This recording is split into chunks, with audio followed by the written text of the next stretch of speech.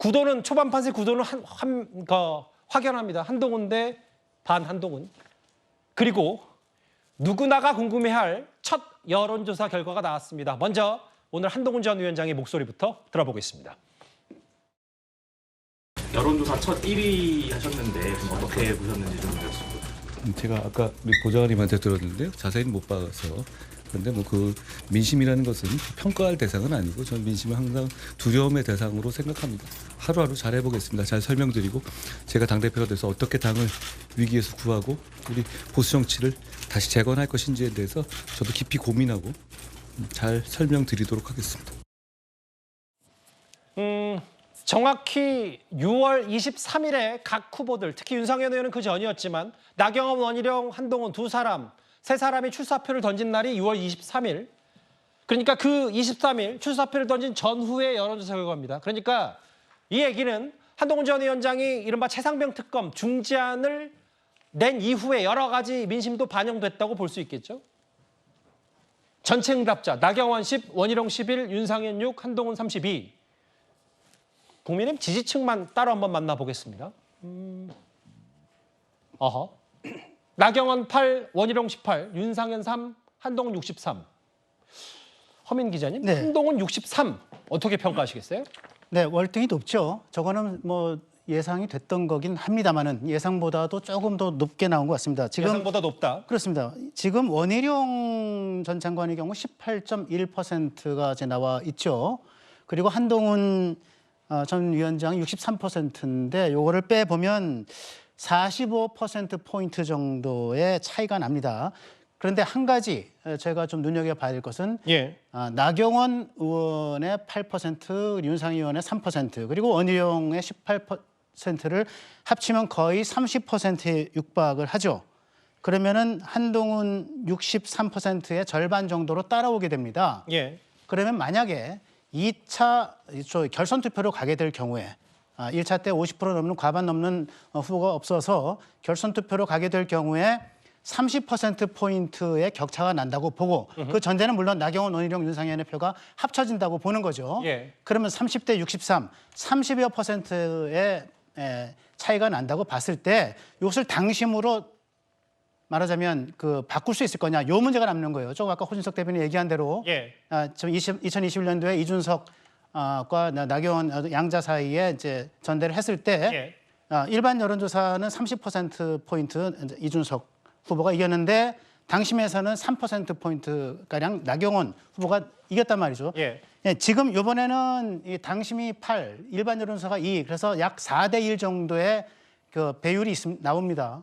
그럼 이 얘기는 뭐냐면은 일반 여론조사에서 한 40%가 뒤지게 되면 당심에서 10%포인트만 앞서면 그를 따라잡을 수 있다는 얘기입니다. 4대 1이기 때문에. 그렇죠? 그래서 일반 여론조사의 열세를 당심에서의 그 4분의 1의 우세로 만회할 수 있다. 이제 이렇게 봐야 되는 거거든요.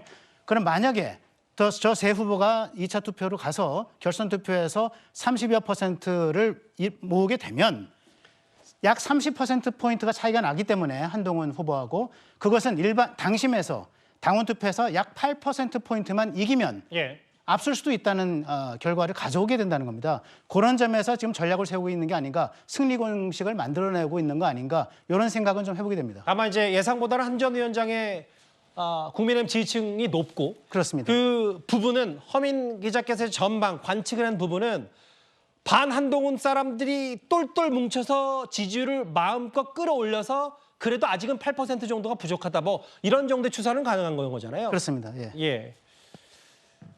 다시 볼까요? 전체를 한번 보여주세요. 그러니까 여기는 그 전에 있었던 유승민 의원이 불출마하면서 그 수치가 빠진 거기 때문에 일단 여기서는 3명을 합쳤을 때는 그래도 일단 뭐 오차범위 내도 분명히 있겠지만 세 합쳤을 때도 한동훈 전 위원장보다 뒤지고요. 전체 응답자도. 왜냐하면 한 27 정도 되기 때문에 다음 하면 국민의힘 지지자, 당원 80%를 정하는 국민의힘 지지자는 이 두 사람 수치를 합쳐도 2배 정도가 차이 납니다. 김진욱 대변인께 이 질문을 드릴게요. 지금 한동훈 대 반 한동훈 구도에서 첫 번째 여론조사 말이죠. 근데 봤을 때 생각보다 한동훈 전 위원장의 지지율이 높다는 건 국민의힘 지지층 가운데 지금 반윤 정서, 대통령에 대한 비토 정서가 있는 사람들이 오히려 더 친윤 그룹이 뭉치는 것보다 더 그 비토율이 높다 이렇게 볼 수도 있는 겁니까? 지금 요번 여론조사 조사 기간을 보니까요. 22일부터 24일까지 조사가 됐어요. 23일 날 출마 선언들을 하고 그때 한동훈 후보가 이 최혜병 특검법에 대한 입장을 대통령과 결이 다른 입장을 냈지 않습니까? 그리고 나서 그 다음 날까지 조사 기간인데 아마 이 부분은 조금 여론조사에 반영이 적극적으로 되지 않은 부분도 일부 존재하는 것 같다라는 생각은 들어요. 예. 그래서 아마 이게 첫 조사라서 의미가 있기는 한데 이번 주 이후에 나오는 여론조사들을 봐야 구도가 명확하게 좀 쓸 것 같고요.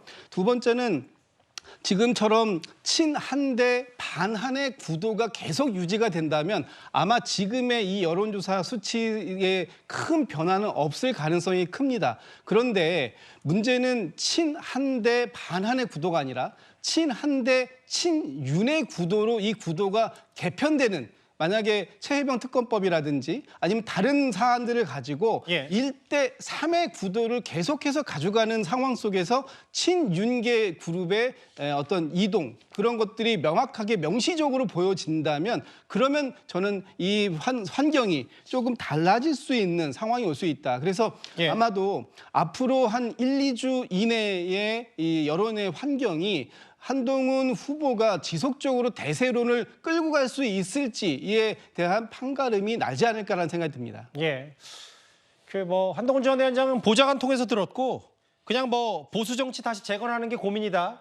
여론조사 집단은 피했었는데 사실 이 뚜껑 여론조사 내기 전에는 어대한 예전도 아니고 지금도 아니라는 조정은 의원. 한동훈 전 위원장 과반 못 얻을 거다. 여론조사는 당신과 다르다고 했는데 일단 당심 부분은 63% 지지율이 나왔습니다. 그러면 좀 더 지역을 좁혀볼까요? 호준석 대변인님. 네네. 이 영남권 부분도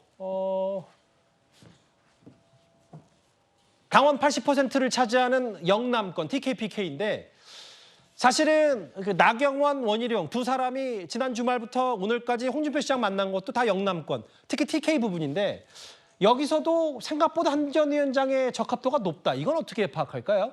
그러니까 전국 평균이 32였지 않습니까? 그런데 오히려 지금 영남권에서는 35, 39 이렇게 전국 평균보다 더 높게 나왔단 말입니다. 조금 전에 이제 김진욱 대변인 말씀하신 대로 이 여론조사는 토요일, 일요일, 월요일 실시했고요. 그렇죠. 출마 선언이 일요일 오후에 있었습니다. 그러니까 최혜병 특검법을 발의하겠다라고 했었던 것이 아마 절반 정도 이 여론조사에는 반영됐다고 이제 볼 수가 있습니다. 저는 이 문제가 이 이슈가 이번에 이제 영남의 표심을 흔들 수 있는 가장 큰 이슈라고 보는데 지금까지 오늘 한 절반 정도 반영된 여론조사 결과에서는 별 영향을 미치지 않았을 가능성이 큰 것으로 보인다. 근데 이제 다음 조사를 한번 봐야 되겠는데요. 어쨌건 이 부분이 이제 제일 주목되는 부분이고요. 그다음에 이제 전체 여론조사를 봤을 때는 지금 이 30몇 % 이것보다 국민의힘 지지층에서 63%가 나왔다라는 게 저는 이게 더 유의미하다라고 생각합니다. 왜냐하면 투표는 이번에 책임당원이 80%고 국민의힘 다 지지층이고 그다음에 이제 여론조사도 역선택 방지이기 때문에 국민의힘 지지하거나 중도 지지 정당이 없거나 이분들 것만 이제 반영되는 거란 말입니다. 그래서 여기서 이제 더 격차가 많이 났다라는 것은 지금 조사만으로 봤을 때는 한동훈 대세론이 더 굳어질 가능성이 있다라는 것을 일부 보여줄 수 있는 지표라고 보고요. 그다음에 이제 당원이 과연 이제 아까 제가 말씀드린 대로 얼마나 이제 다른 결을 보여줄 것인가 하는 부분인데 특히 영남 당원이 40%니까. 맞아요. 그런데 이제 지난번 2021년 전당대회 아까 말씀드렸습니다만 그때와 좀 차이는 그때는 33만 명이었습니다. 당원이. 그중에 한 45% 투표율이었는데 이번에 지금 80만 명입니다. 그러게요. 당원이 거의 2배가 늘었다는 것은 당심과 일반 민심의 차이가 편차가 그리 크지 않아졌을 가능성이 있다. 이렇게 분석할 수가 있을 것 같습니다. 여기 보면 그래서 일단은 첫 번째 행보들은 다 대구 경북과 부산 경남의 각 후보들 집중하고 있습니다. 좀 전에 사진도 몇 개 올라온 것 같은데 나경원 의원이 박형준 시장 만난 부분도 있고요. 오늘은 홍 시장 만났고 내일 부산을 찾을 원희룡 전 장관 그리고 이틀간 대구 부산을 찾을 예정인 한동훈 전 위원장 이제부터 본격적인 지역 순회 행보를 시작했습니다. 그러니까 여론조사를 봤을 때 반 한동훈 쪽에선 결선까지 가서 일단 연대하자 이런 것까지 염두에 두는 것 같습니다. 원희룡 전 장관이 오늘 대구에서 이런 말을 했습니다. 한번 들어보겠습니다. 분열, 탄핵, 그리고 모두가 망하는 공멸, 괴멸 이 길은 문고리도 잡아서 안 된다. 바깥에서 분열, 탄핵, 그리고 국민의힘 공멸 계속 공세가 있는데 그래서 안에서 문을 열어줘서는 안 된다. 라는 말씀을 더 구체적인 사례를 가지고 좀 했고요. 특히 나경원 후보와 서로 척지지 말고 그리고 방향과 생각 그리고 정치 경험이 공통된 부분이 많으니까 서로 잘 협력하고 좀 힘을 합쳐서 가라 그런 이야기. 원래요 후보들은 막상 뛰는 운동장에 들어오면요 반은 미쳐 있습니다. 저희들은 경쟁심보다는 그리고 개인의 정치적인 포부도 크지만 그거보다는 당에 대한 걱정과 나라에 대한 책임감이 더 크기 때문에 어떤 길이든 앞으로 시간이 많이 있기 때문에 열려나가지 않을까라고 있고요. 저는 무엇이든지 열려 있습니다. 원희룡 나경원 척치지 마라. 사실 홍 시장 말을 빌었지만 뭐 원 전 장관의 본인 생각도 좀 비슷한 듯하고요. 허민 기자님. 네. 그런데 그러니까 예를 들면 유상범 의원도 결선에서 나경원 원희룡 연대 배제하지 못한다. 네. 어대안에 대항하는. 원 전 장관도 연대 가능성 얘기했다. 근데 그 단일화나 연대의 얘기가 선거 아예 공식 선거운동 첫날부터 나왔다는 게 좀 저 의미를 부여할 수 있지 않을까 싶어서요. 저도 뭐 정치권 오래 취재하면서 저렇게 선거운동 첫날부터 단일화, 연대, 뭐 이렇게 결선 투표 때 뭐 이렇게 누가 누굴 지원해주고 이런 식의 얘기가 나온 거는 굉장히 이례적이다 이렇게 그러게요. 생각이 들고요. 그만큼 뭐 한동훈 전 위원장이 굉장히 막강한 후보다. 그리고 그만큼 한동훈 전 위원장이 어쨌든 이제 용산이나 아니면은 이제 친윤계 쪽에서는 굉장히 경계해야 될 후보다라고 하는 점을 보여주는 것 같습니다. 저는 그럼에도 불구하고 지금 원희룡 전 장관이 가장 늦게 이 선거전에 뛰어들지 않았습니까? 예. 아마도 저는 그런 생각을 했을 것 같습니다. 제가 원 장관과도 전화 통화를 해서 뭐 여러 가지 생각을 엿보긴 했는데 자기가 빠지고 세 사람이 이 투표를 했을 때는 한동훈 전 위원장이 과반을 넘길 가능성이 크다.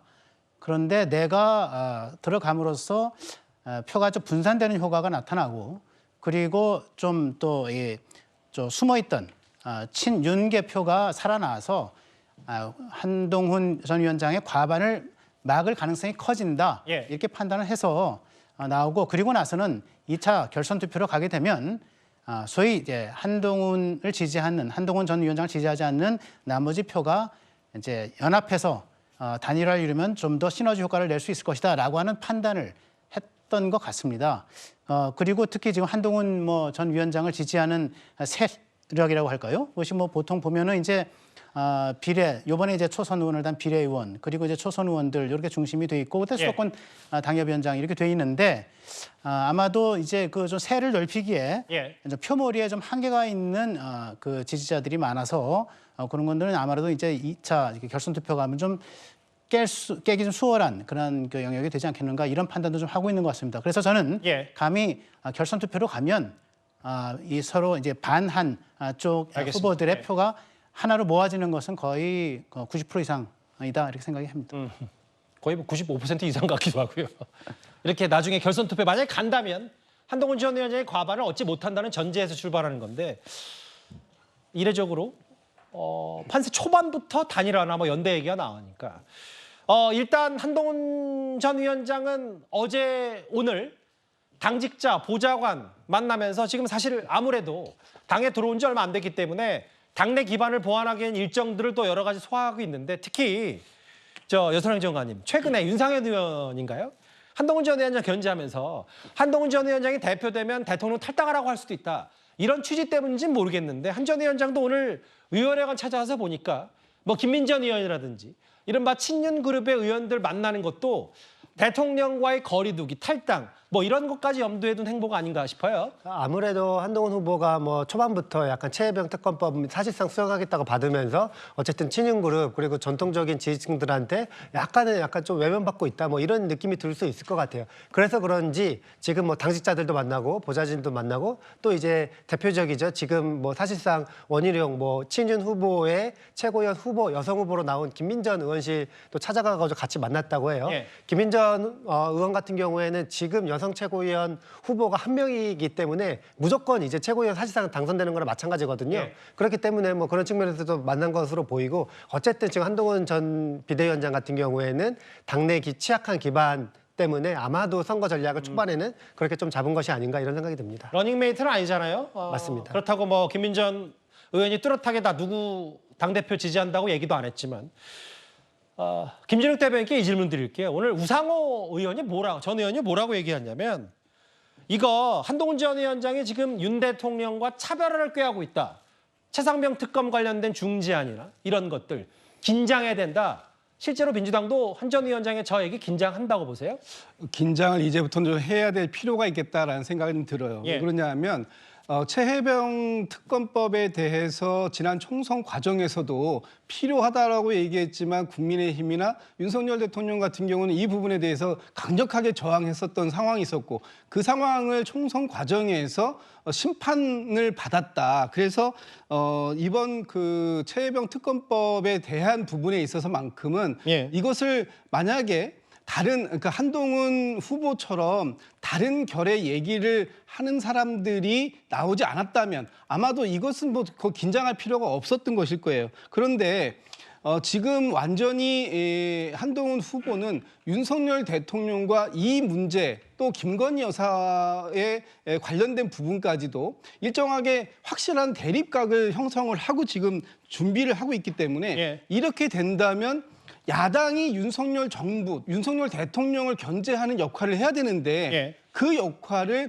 여당의 대표인 한동훈 대표가 당선된다면 여당의 대표가 그 역할을 나눠서 하겠다라는 거잖아요. 예. 이렇게 되면은 이 국면이 완전히 바뀌는 상황이 올 수 있다. 예. 이런 상황에 대해서는 굉장히 좀 견제를 해야 된다는 것이고 예. 또 한 가지는 한동훈 후보가 이번 전당대회 이런 상황에서 대통령과의 관계를 대립적 관계를 가져가면서도 당대표가 됐다라는 것은 예. 명실상부하게 한동훈 후보가 차기 당권을 넘어선 대권에 한 걸음 더 다가선 것이기 때문에 굉장히 주의해서 볼 필요가 있겠다라는 이제 그런 생각을 하는 거죠. 앞다퉈서 홍준표 시장을 만나고 있는 이른바 다른 후보들 얘기와 첫 번째 여론조사 한동훈 전 위원장 관련된 얘기까지 저희가 집중적으로 살펴봤습니다. 그런데 전당대 오늘 공식 선거운동 첫날이라고 말씀을 드렸잖아요.